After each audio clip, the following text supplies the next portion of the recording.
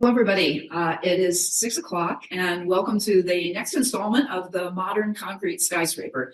I'm Carol Willis. I'm the founding director of the Skyscraper Museum, and I have been the happy collaborator on a series of lectures that we started last summer and that we've continued through this summer and this fall that explore the inclusion, the ascension of the material concrete in the skyscraper, especially in the 20th century and focusing in the post-war era. And the lectures that in the series that you see and you can see for the first time or again on our website began last summer, focusing especially on Chicago. We took some time to divert to Italy to look at the work of Pier Luigi Nervi. We have since returned to the US and looked at Houston, the work of SOM.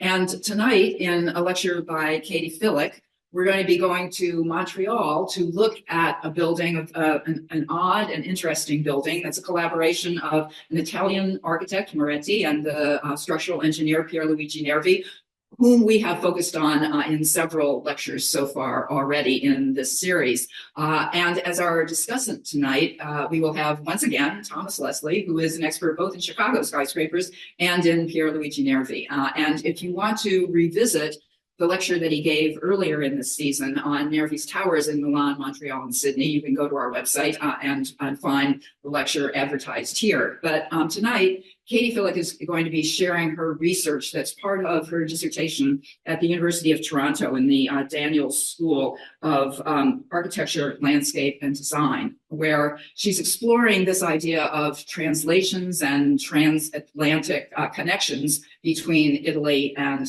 North America, and focusing especially on this building and this building in concrete. So I'm going to leave the screen pretty quickly, but I want to mention that Katie is trained as an architect. She studied in both Canada and in Italy, in Milan. She's worked in some architecture studios, but she, a few years ago, returned to the world of academe and began her dissertation at the University of Toronto. So this is a bit of a progress report. Tom is going to give her some feedback after her talk, as will I, and we want to invite your questions in the chat if you want to post some questions directly to Katie, and we can entertain those in the Q&A after her talk of about 35 or 40 minutes. So Katie, can you come onto the screen now and share your screen, and then she'll... So thank you very much, Carol, for that introduction.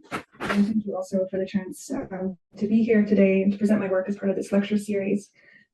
So as Carol mentioned, I'll be discussing the Place Victoria Tower in Montreal. At times this is also called the Stock Exchange Tower. This tower was designed by Pier Luigi Nervi and Luigi Moretti, and there are many collaborators from 1960 to 1965, and it was the tallest concrete tower in the world at the time of its completion. And to give just a bit more context, I'm examining this tower as part of my ongoing dissertation research on transnational exchanges in Canada's architecture in the 1950s and 60s. This includes how many of these exchanges resulted from a need for both foreign capital and foreign expertise in a period of intensive construction and nation building across the country. And this also fits into a broader field of research on circulation of architectural knowledge in the 20th century. So the Place Victoria project offers a rich starting point from which to trace transnational exchanges of expertise in this period, in particular around materials and building technologies. In relation to both my ongoing work and the Skyscraper Museum's current lecture series, today I'll focus on the use of reinforced concrete in the tower. And concrete here offers a way to examine the interactions of global and local forces and related exchanges of knowledge between otherwise distant places and people. And such exchanges almost never consist of smooth or seamless transfers, but rather contain inherent tensions and frictions, which is part of what I want to delve into today. So I'll introduce the tower with a photograph of the building's topping out ceremony in July 1964. This photo shows the mayor of Montreal at the time, Jean Drapeau, speaking to the press in front of Place Victoria's dark aluminum curtain wall and the tower's wide corner columns.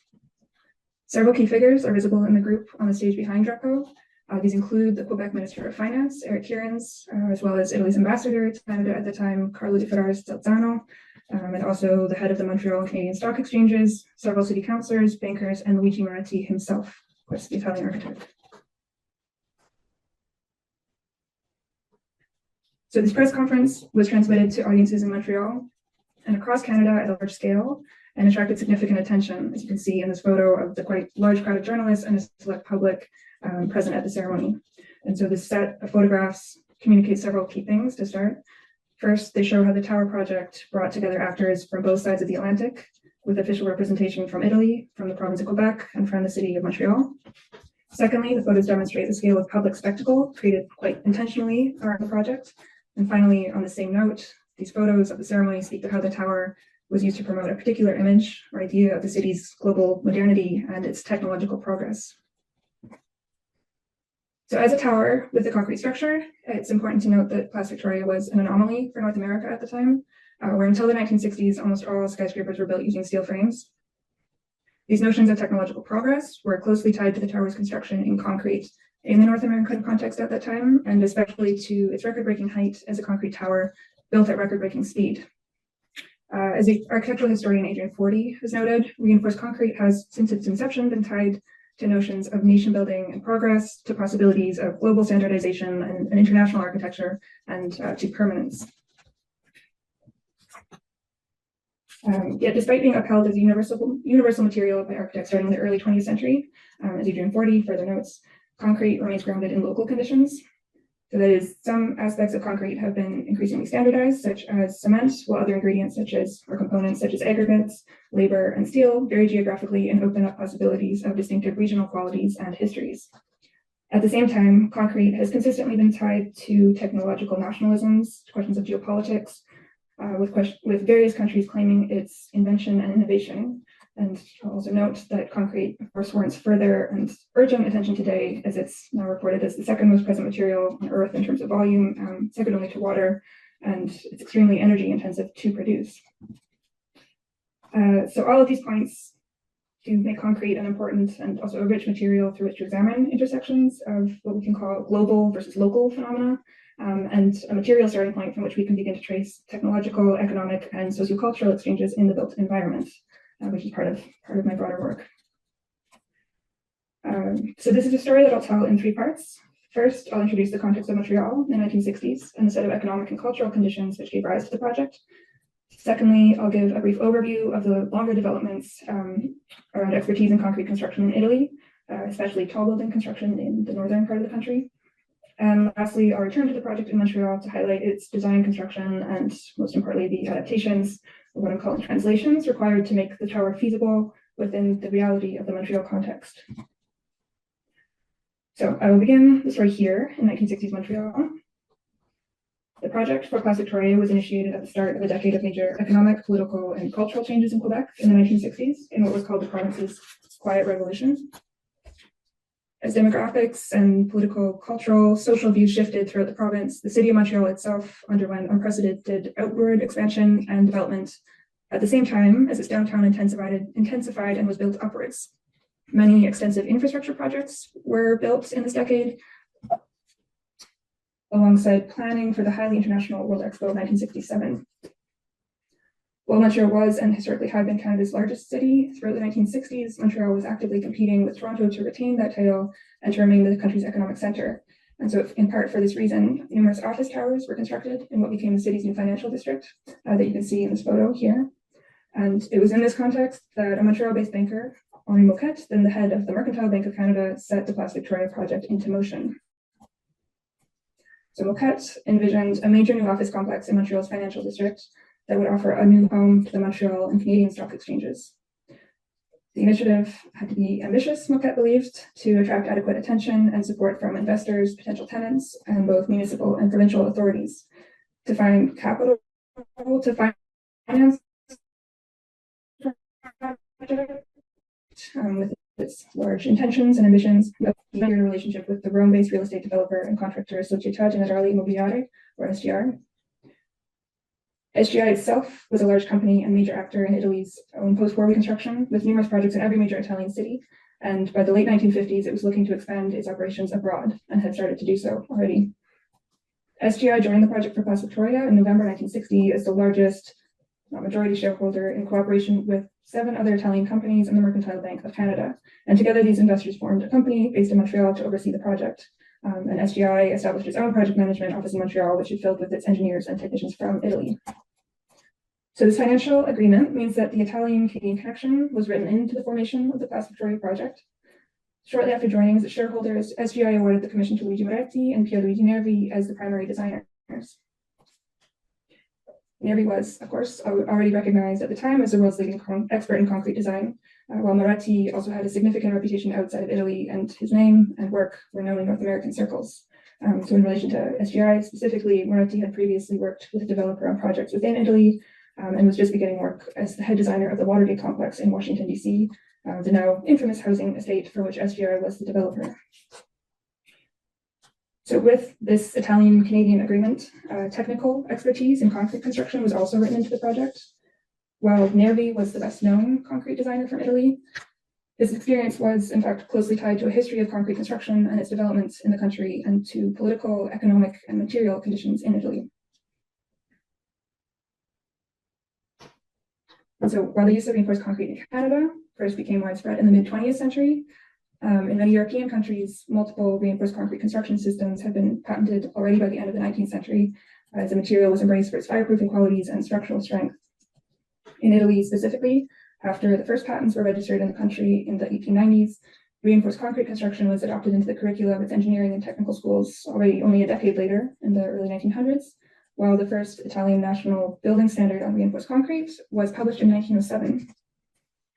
And Nervi himself graduated from the University of Bologna in 1913 and began his work with concrete shortly after, first in Bologna and then with his own construction company in Rome.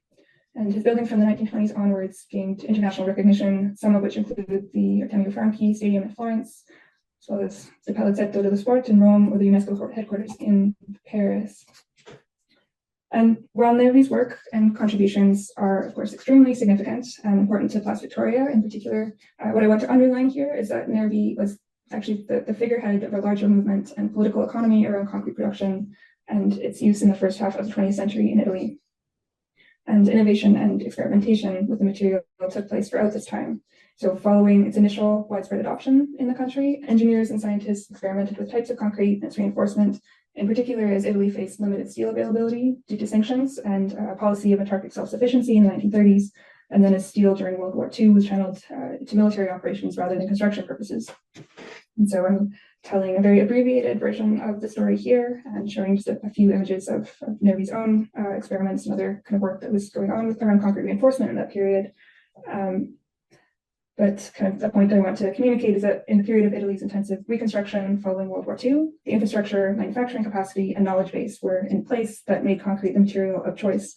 And so Nervi was part of this enthusiasm and the continuing development of expertise around concrete construction in Italy, as were a network of many other individuals and institutions in the country. And this included as well the developer and contractor SGI, especially in the construction of tall buildings. A series of concrete towers across northern Italy are particularly indicative of this expertise. So numerous towers were built in Milan amidst the rapidly changing economic and social conditions of Italy's so-called economic miracle in the 1950s and into the 1960s. This includes the Pirelli Tower, which Nervi worked on with the architect Ponti and the engineer Arturo De Muso, and which is often cited as an important precedent for Plaza Victoria.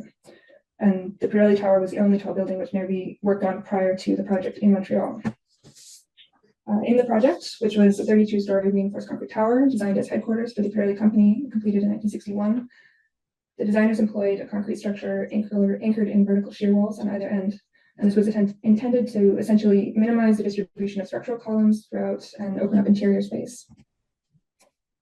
Other notable concrete towers in Milan from the same period include the Breda Tower, designed by Luigi Moretti, completed in 1955, the Velasca Tower, the Torre Velasca, designed by the Milanese firm BBPR and built from 1956 to 1958, as well as the Galfa Tower, designed by Melchior Vega, completed in 1959, and all which are shown here. And the structures of the latter two, as well as the Pirelli Tower, were tested at the ISMA's testing facility in Bergamo, which was a concrete testing facility founded in 1951 to test structures for large-scale infrastructure projects, which I will come back to as Plaza Victoria's structure was eventually also tested there.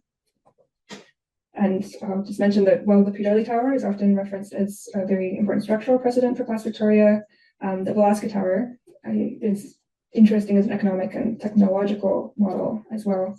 This was a speculative building for which SGI was ultimately the tower's developer and contractor, leading to crossover between several of the actors involved in the Velasca and the Plaza Victoria projects. And it's also notable and quite interesting. I think that BBPR's, so the architects of the tower BBPR, their first proposal for the site was for a steel frame tower, which is shown on the right here. And the choice of material and the tower's overall expression changed after an analysis by an engineering firm in New York determined that steel was not a suitable choice from an economic point of view, as Italy did not have the capacity or the expertise to produce enough or appropriate steel domestically. So a change that points us towards the situated political economy materials and the role of material availability in these projects. So with this history of concrete expertise in Italy in mind, I'll now come back to Montreal and to the project for Place Victoria, as it was developed and constructed from 1960 to 1965. Moretti and Nervi produced a first proposal for the project in early 1961. This initial proposal was for 3 51-story towers right diagonally across the Montreal site, which together would offer about 3 million square feet of office space. And this 3-tower solution is shown here on the left in a rendering by Moretti's office. So drawing in part on his experience with the Pier Luigi Tower in Milan, Nervi proposed a concrete structure for the Place Victoria Tower that concentrated structural elements into a central core and massive corner columns, along with a smaller set of peripheral columns, and then leaving much of the floor space flexible, and all, of course, in reinforced concrete.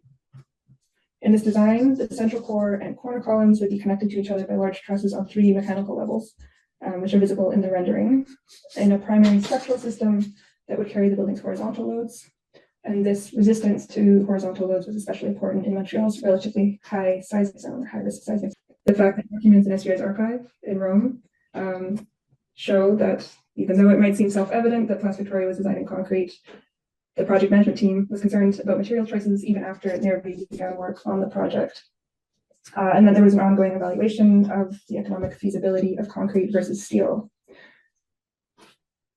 So a letter in early 1961 to SGI's team, shown here from Joseph Dunn of the Montreal-based architects Greenspan, Friedlander, and Dunn, who were engaged as the project's local associate architects, describes the cost analysis of a 34-story tower in Montreal, the CIL house, on which they had worked with the architect's SOM. And Dunn concludes that CIL house would have cost 10% less had it been built in concrete versus steel. And this number clearly comforted SGI's team and pushed ahead the proposal in concrete, although their archive does reveal a consistent reevaluation of materials and building costs throughout the design process and even up until the project's construction. Such reliance on the analyses and knowledge of local Montreal-based professionals is a theme that comes out throughout the project. So despite the depth of expertise held by the Italian team, this was a proposal for the tallest concrete tower in the world at the time, at a massive scale, and with an innovative structural system, and in a climate, urban, and economic situation much different than what the Italian team was used to.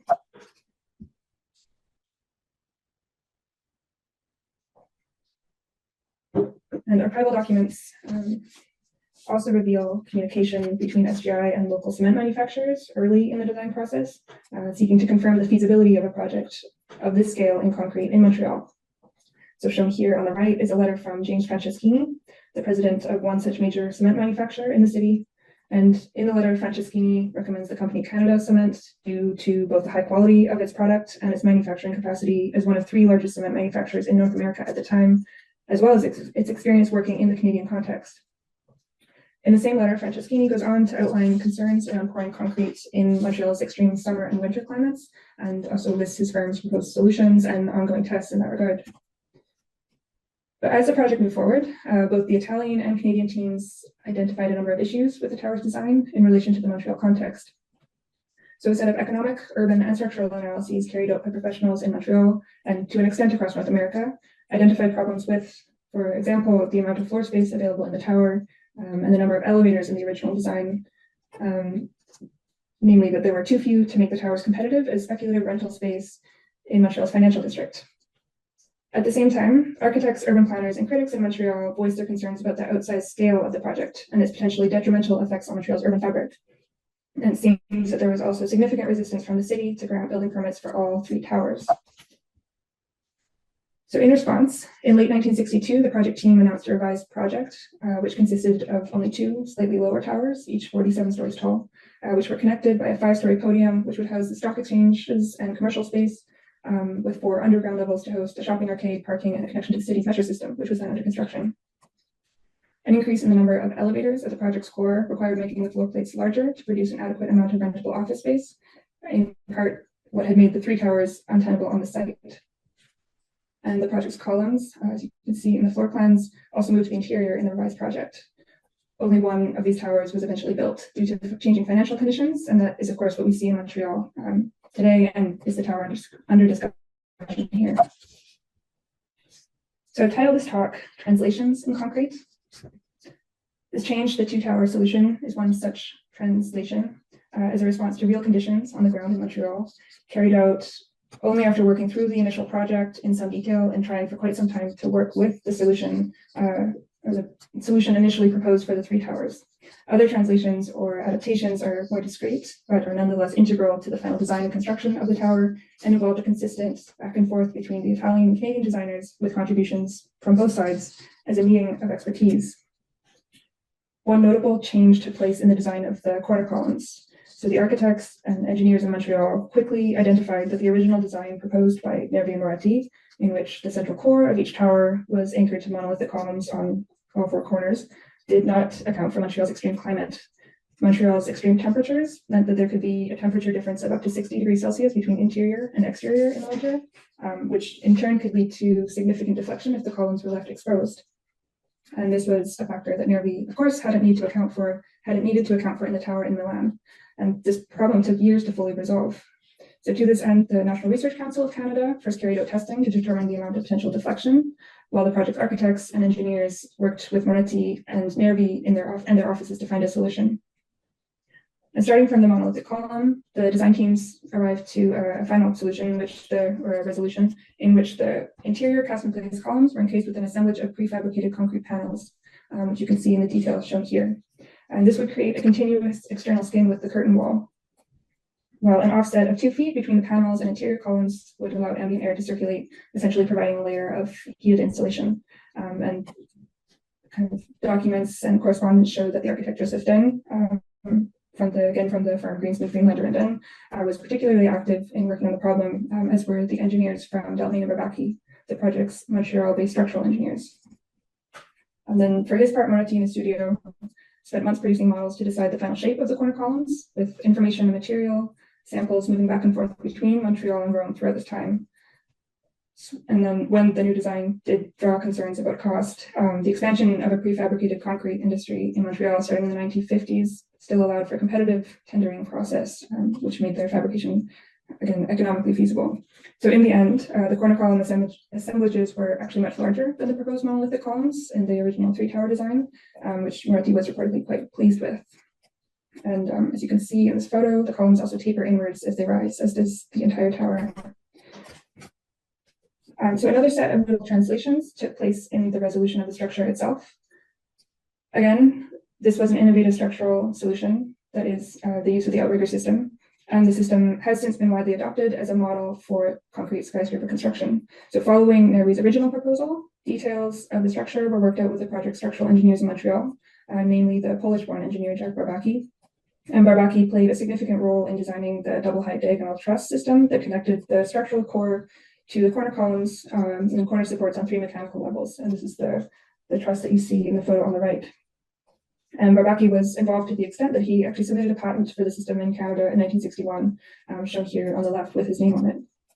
Barbacchi is also credited with the design of the two-way ridge floor slab system that kept the concrete structure as light as possible with minimum deflection, which was necessary due to concrete's problematic weight, and in this case, structural spans of over 45 feet, as well as a system of standardized fiberglass formwork that could be used several times, and for which Barbacchi also later secured a patent. And Barbacchi's design reduced the floor slab depth to 18 inches and was chosen after being tested against an alternate design, which was proposed and tested in Nervi's office in Rome. And so, as I mentioned earlier, the tower structure was tested at the ISMA's facility in Bergamo in Italy, the same center that had tested the Pier Luigi Alpha and Velasca towers. SGI, of course, also brought key expertise to the project, having worked on numerous tall buildings in concrete in Milan. And that is to say, I'm bringing in the contributions of Canadian professionals here, as they're often overlooked in discussions of this building, but the contribution of Italian expertise was undoubtedly extremely significant in the project's development and its execution. And again, as a transnational project, examining the details of the tower, of the design process, allows us to understand how knowledge moves and morphs, how it adapts to geographically distant contexts and also different economic contexts, in this case, which we can start to understand through examining concrete. So finally, I'll mention a set of innovations and solutions that were produced to allow the tower to be built over the winter in Montreal. The tower's record-breaking height was a major selling point for the project, as was the speed of its construction, as this kind of marker of technological modernity and progress for all those involved. The tower's concrete structure was started in August and completed in a period of just 11 months. This quality was enthusiastically promoted by the project's cement manufacturer. This advertisement you see from this Canada cement company, which promotes the structure's ultra-fast construction and shows the date at which each floor was completed. The promoted timeframe was made possible through innovative construction systems that both protected on-site laborers in Montreal's cold winters and allowed the concrete to set at the required temperature. So in the system, which I believe was also patented during the construction process, a 4-story steel frame cage wrapped essentially in plastic was built that could be moved upward 1 story at a time and heated using movable steam heaters. And with the system, a concrete floor could be completed in as little as 73 hours. All of this, of course, depended on the availability of concrete in Montreal. And we can see here in an advertisement from the company Mural, one of the project's 2 main concrete suppliers, that they proudly promoted their ability to meet that need. Concrete for the project overall came from quarries close by, within Montreal city limits. In the case of Mural, it was delivered from the quarry only 11 kilometers from the construction site and their newly expanded facilities there. So to bring my talk and my presentation to a conclusion, I'll return to an image of our initial group of actors here at the building's topping out ceremony in July 1964.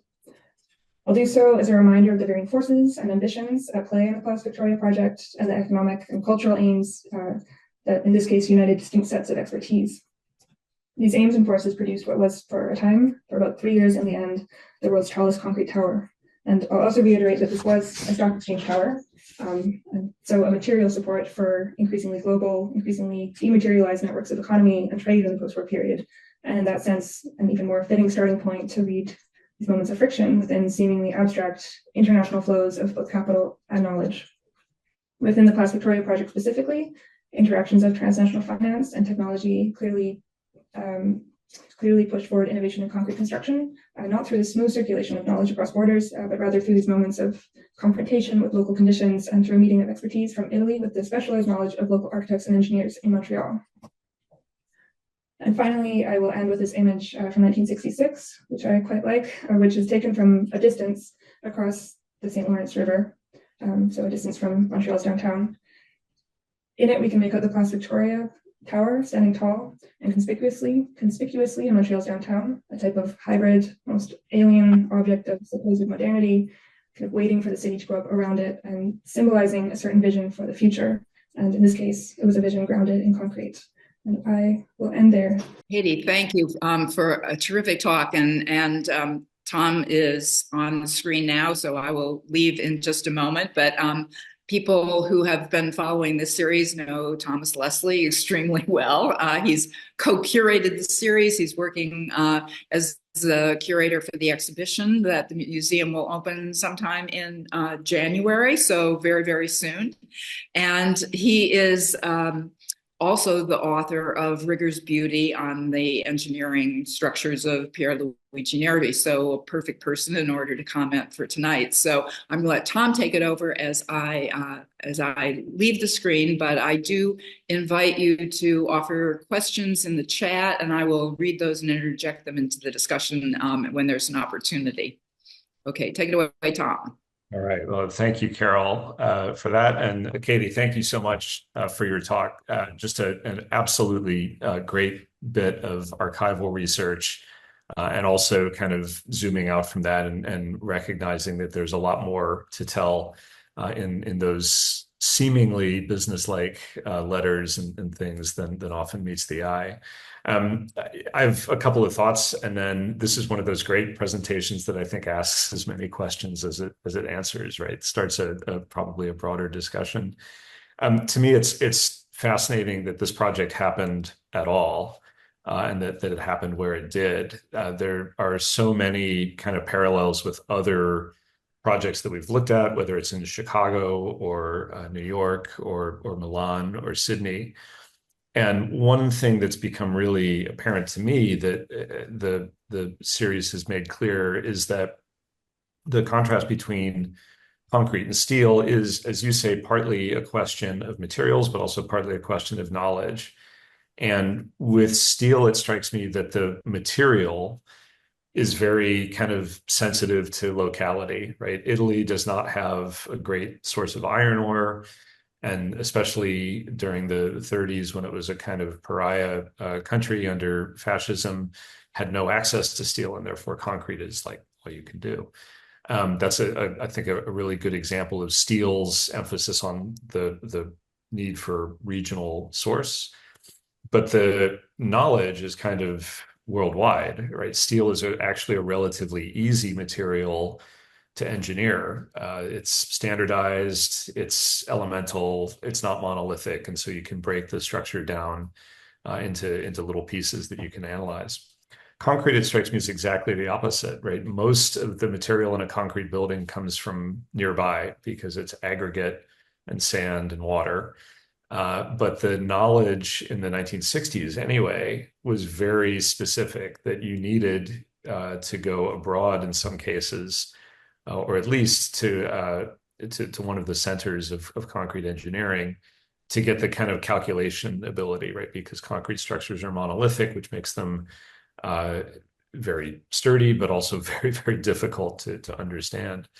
So some of my questions just have to do with Montreal and Canada in, say, 1960. Was the state of concrete engineering and concrete construction such that a tower like this could have been built on their own? Or do you get the sense that they really had to go abroad for this, that there wasn't the expertise, whether it's engineering, design, or construction in the city? And then also, you told this very interesting anecdote about concern basically for the volume, right? Was there enough concrete, enough cement being produced in Canada to construct such a thing? So to start with, I'm just very curious about that, not knowing the Montreal context, being very familiar with the Chicago context, which was maybe in some ways similar. What was the state of concrete construction, the state of concrete engineering? And maybe along with that, why go to Italy instead of, say, France, where we might think that there was a more natural cultural connection? Okay, thank you. Yeah, all great points and great questions. So I think maybe starting from the state of concrete construction in Montreal, and did they have either the expertise or the material availability? It was in that period, Montreal, as I mentioned, it was undergoing this period of very rapid change. In Canada, broadly, the whole country was being very rapidly developed and built following World War II. There were a lot of policies in place that were pushing that development.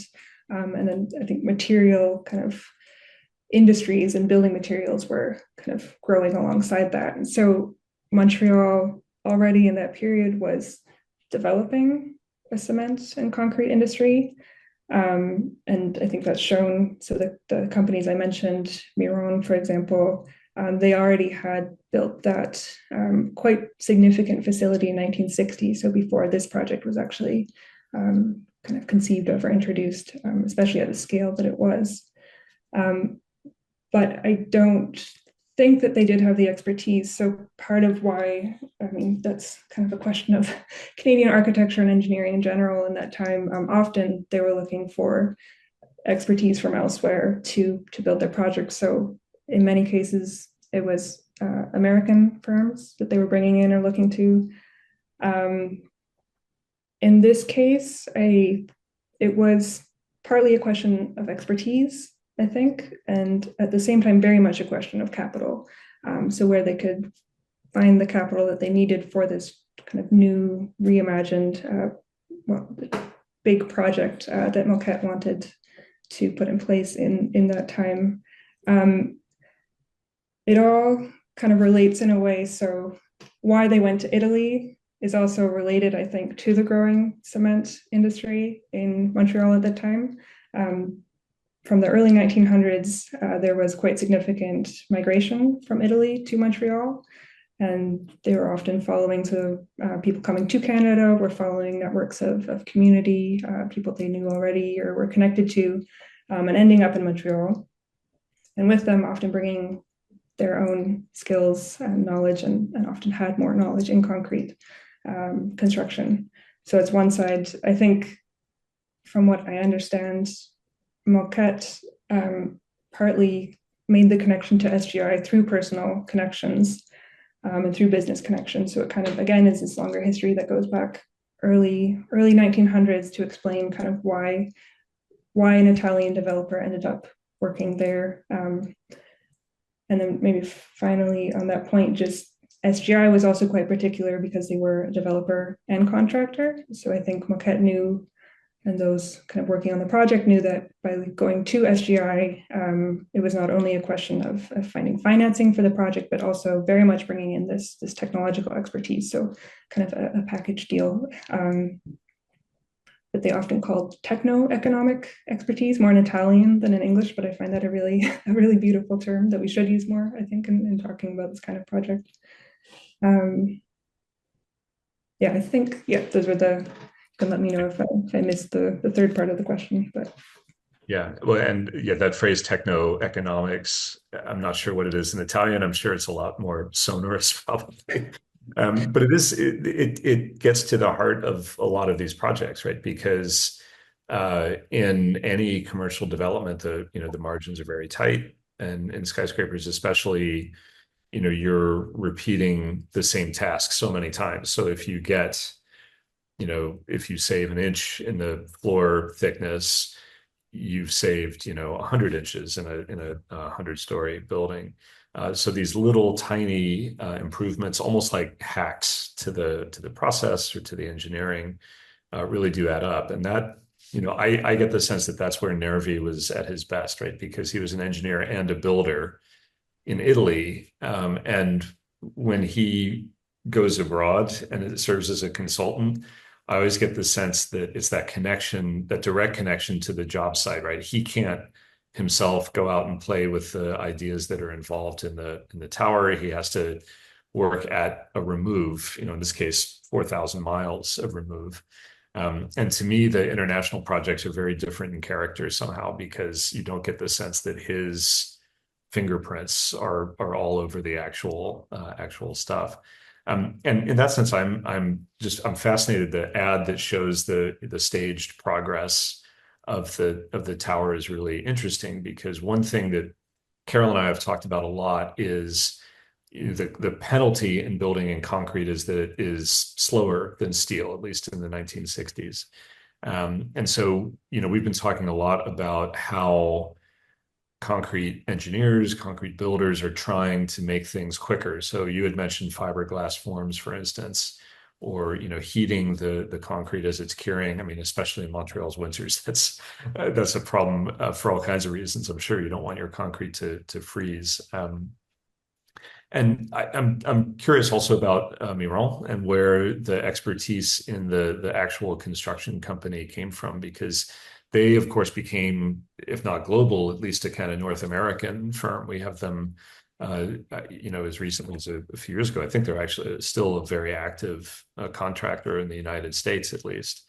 And so I'm curious what we know about them and their background, their role in this, but also where that expertise might have come from in their portfolio prior to Place Victoria. Mm-hmm. Yeah, so this is kind of a question, another curiosity that I have and that I'm trying to work on in my research, is almost this kind of approaching from the opposite side of, we have the project that is asking for concrete to be built in concrete, and then of course the supply of concrete, so that you mentioned already or alluded to, and that I have precisely that question as well. And what I'm starting to piece together is, often Europe. It was often a European company that became involved at some point, and a lot of engineers from Europe. In the case of Miron, I believe it was started by some individuals originally from Quebec, but there was actually a Belgian company who had become involved recently in those years, and who became quite a significant manufacturer of cement across Canada. But again, this is a story, much of also another company, Janin, who was involved in the project. They were a French company. There were many European companies who were kind of looking at North America, and I think specifically Canada, in some cases almost as an entryway into the American market, from what I understand, but would kind of land in Canada, in this case, Montreal, also the close connections between France and Belgium and Montreal, and then establish there and kind of move forward. But I think, again, there's a largely economic question here that's very much just where could they make money? And in that time, it was cement. And that's why their engineers ended up in Montreal and working on this project.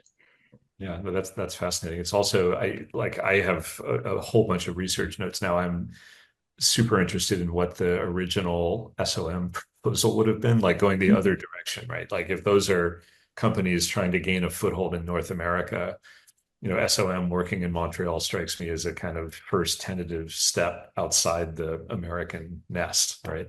I had no idea there was SOM project for this. I'm wondering sort of which office it might have come from, and whether there's something there. I think I actually mentioned that maybe before we started the actual talk. Okay. The SOM tower. So there was an SOM tower that was proposed with, again, Greenspan, Friedlander, and Dunn. That was a 30-story tower in steel and glass that was kind of just pushed aside. And so that's what you were referring to there. But I'm also, I have one image which I didn't share here, but I can. Yeah. Well, maybe I'm very curious. And there's also this fantastic kind of sideline about Barbacki is the Polish engineer, and the fact that he patents the outrigger truss. And in talking with Bill Baker of SOM, who has used that system on a couple of really tall buildings, 401 North Wabash in Chicago, for instance, to realize that it was not only developed, Bill was surprised to find that the system had been in use this early, right, 1961. And to find that there's actually a Canadian patent for it is kind of amazing, right? It does make you wonder about authorship in engineering and in construction. Like, where did that idea come from? Was it literally an invention, or was it, a kind of collective coming together? Did Nervi know that Barbacki went off and patented this? I would love to find out more about that. And I wonder if you've seen anything more about who Barbacki was, or whether the patent was approved. I take it those were the application documents. Whether that he ever collected any royalties on the system, or how it went forward in Canada. Yeah, those are great questions. I would also like to know more. I haven't found anything yet. I know it was approved, so that was submitted in 1961, and it was approved in 1963.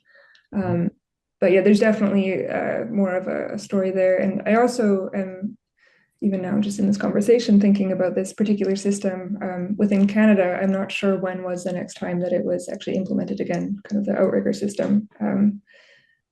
So yeah, many questions to still follow through on, but I think patents in general and trying to kind of follow the patent through, especially in these questions of authorship, is very interesting and important, and just speaks to the complexity of these projects at the time. So kind of another point that I want to emphasize in a way, and try to kind of complicate, I guess, this question of who actually designed this building, right? Or who, when can we contribute authorship to Nervi or to Barbacki, or at what point do we just have to read it as truly a collaboration? And then at the end of the day, only one person's name can go on a patent document, but that I know of, or did go on the document. But yeah, anyways, lots of interesting questions to.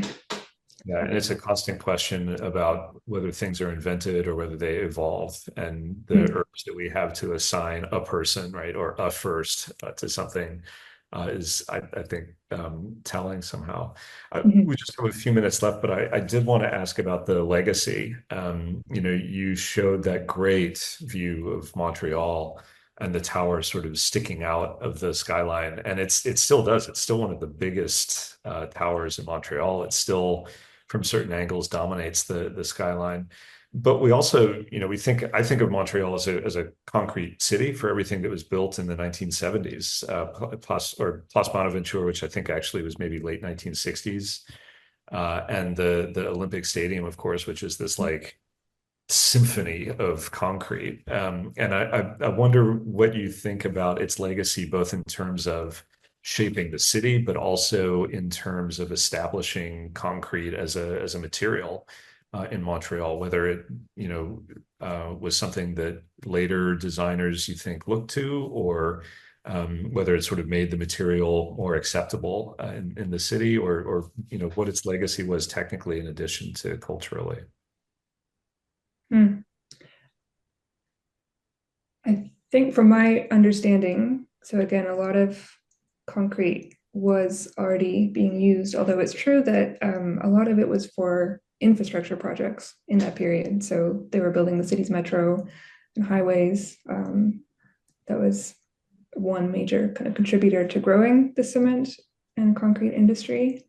But there is a lot of concrete in Montreal. There's a lot of concrete all across Canada, actually. And so I don't have a good answer for you right now if kind of the role specifically of this tower, but I can only kind of imagine that all of these were just steps moving forward or kind of contributing to this field of knowledge.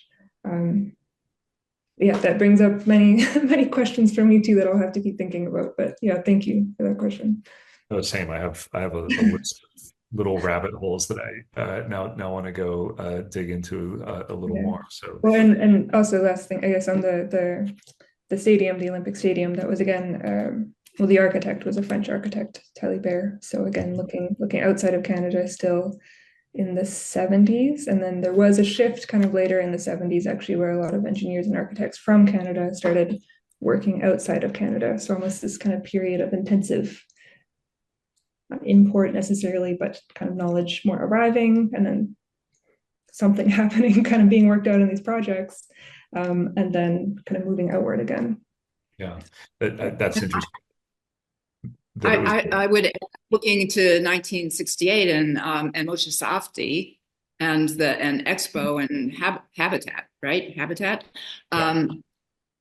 is another example of a different sort of application of concrete. But I have one last question of my own before I conclude, and that has to do with the world's tallest concrete building. And a comparative Chicago context is the contemporary project is Marina City in Chicago.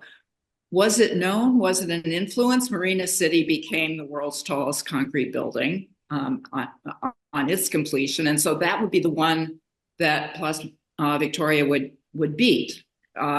So, I wonder how self-conscious that might have been in the calculations, and if there was indeed any sort of influence or recognition, acknowledgement, competition, however you would think about it. Mm-hmm. I haven't found anything directly saying that was a reference point, but I know that the fact that it was to be the tallest reinforced concrete tower was from the beginning an important selling point, so that very much in mind that it was going to be the tallest concrete tower. I also know that they were, I think we talked about before, that they were working with a few and drawing on the work of a few firms in New York. So Paul Weidlinger, for example, or Mario Salvadori, who is there, and Chicago as well, and to an extent Los Angeles. So it was definitely not only, they weren't looking only to Europe, to Italy for this, but also were very much aware that there were tall buildings going up, of course, in the US at the same time, and kind of trying to learn from both contexts at the same time, I would say. Tom, do you have thoughts about that? Oh, yeah. I mean, for one thing, Salvadori had a direct Nervi connection, right? So there is a kind of very interesting, how if not the knowledge, at least the connections sort of come back across the Atlantic, that Salvadori had actually studied under Nervi, I think, if I've got that right.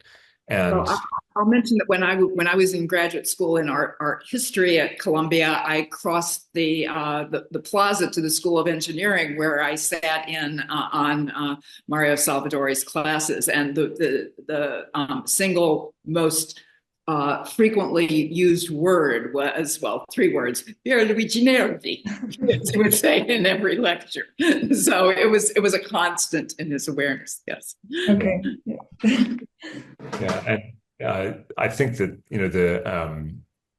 the exchange, and I like, Katie, that you talked really a lot about the friction of the exchange, right? That the knowledge coming back about the technical knowledge, right? Not maybe fully understanding the thermal effects on concrete that Montreal's climate would have, but also the economics, right? The elevator saga, the fact that they were applying sort of Italian standards to a North American office building and got caught out by that.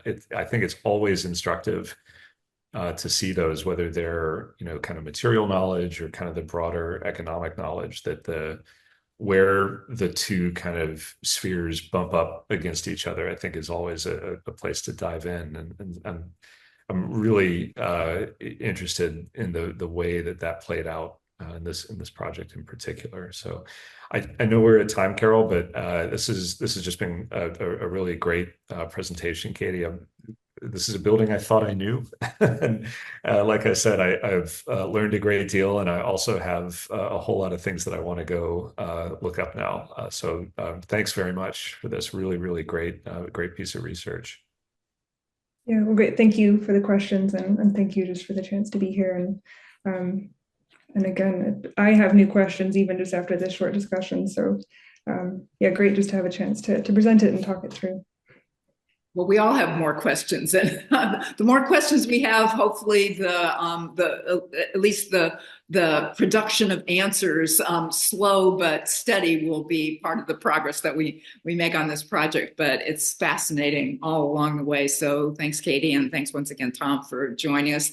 And let me mention to everyone that we're actually going to, in December, return to the 1920s, when there's an unknown area of concrete experiment on the West Coast, so in the Pacific Northwest in Seattle, where an architect engineer, Tyler Sprague, has been doing research on Seattle's concrete skyscrapers. And that's going to be in early December. Check our website for the date. So we'll come back for yet another chapter of the concrete skyscraper. So thanks very much, Katie and Tom, again. And hopefully we'll see you next time, everybody.